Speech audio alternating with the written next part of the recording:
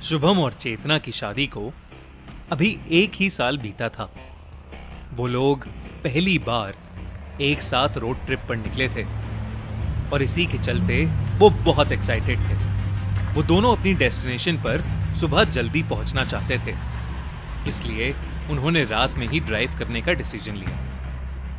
लगभग आधा रास्ता कवर करने के बाद अचानक से आसमान में घने बादल छाने लगे और जोरों से बिजली कड़कने लगी। इससे पहले कि वो दोनों कुछ सोच पाते, वही काले बादल भयानक तरीके से बरसना शुरू हो गए। कुछ ही पलों में एक भयंकर तूफान आ गया और शुभम को गाड़ी चलाने में भी बहुत ज्यादा दिक्कत होने लगी। बारिश इतनी तेज थी कि शुभम आगे कुछ देख ही नहीं पा रहा था। उसने गाड़ी रोड के साइड में लगा दी। तूफान अब इतना बढ़ चुका था कि चेतना घबराने लगी। तभी शुभम को रोड की बाईं तरफ एक बड़ी सी हवेली दिखाई दी। वो वहां जाना तो नहीं चाहता था, पर तूफान के रुकने के कोई आसार नहीं लग रहे थे और रोड पर रुके रहना उसे सेफ नहीं लग रहा था।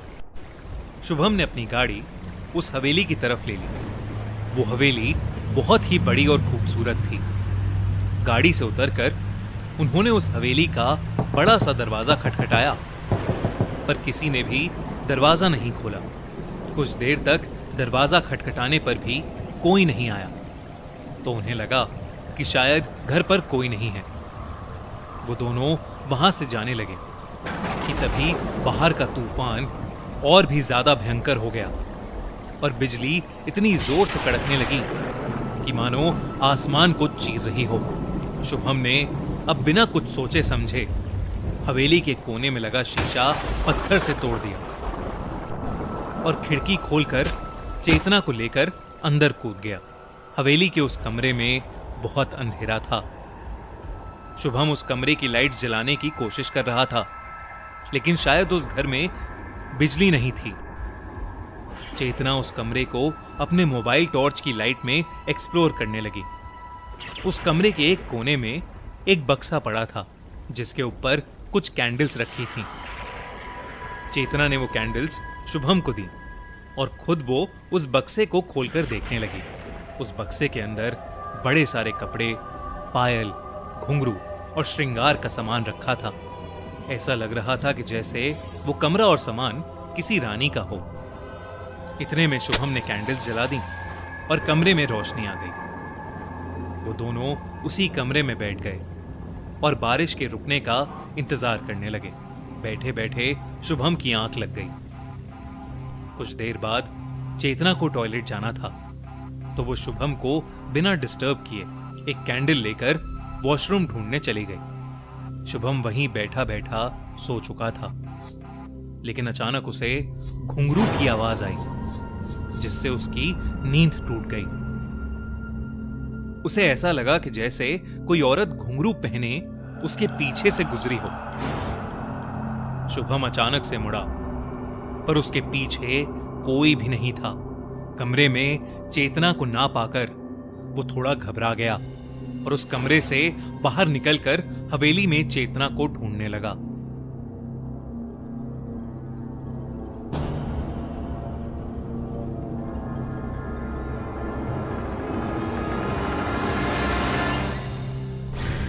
तभी वो घुंघरू की आवाज और तेज हो गई। शुभम को ऐसा लगा जैसे कोई औरत उसी की तरफ आगे बढ़ रही है। अचानक से शुभम की तरफ एक तेज हवा का झोंका आया, जिससे उसकी कैंडल बुझ गई और चारों तरफ अंधेरा हो गया। घुंघरू की आवाज भी हवा के झोंके के साथ बंद हो गई, लेकिन अब शुभम को ऐसा लग रहा था जैसे कोई उसके एकदम पास खड़ा है। वहीं जोरों से बिजली कड़की और उस बिजली की चमक में उसने जो देखा, उसे देखकर उसके रोंगटे खड़े हो गए। उसके ठीक सामने एक भयानक चुड़ैल खड़ी थी। वो शुभम को देखते ही उसके ऊपर जोर से चिल्लाई और उस कॉरिडोर में लगे कांच चकनाचूर हो गए। शुभम घबरा उठा और वहां से उल्टे कदम भागा।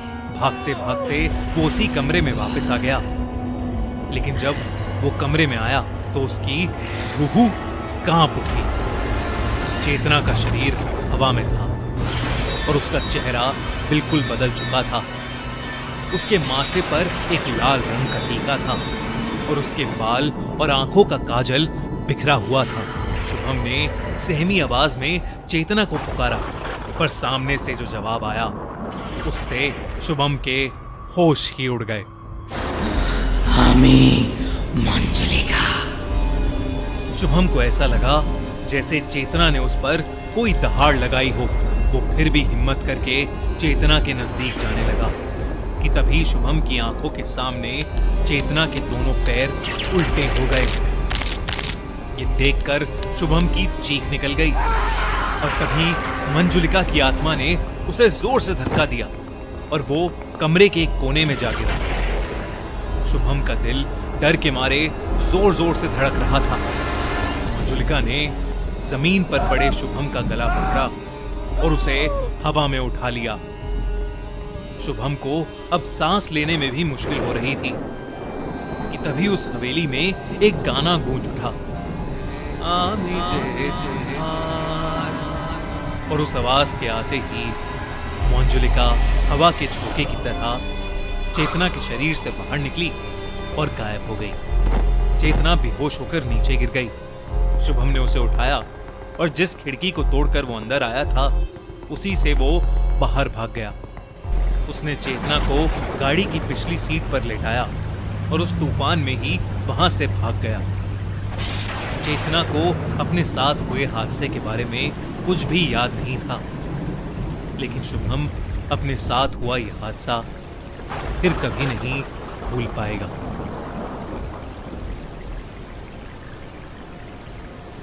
दोस्तों, क्या हुआ मंजुलिका का? कौन गा रहा था वो गाना? आखिरकार मंजुलिका वापस आई क्यों? और कौन कौन से राज छुपे हैं उस हवेली में?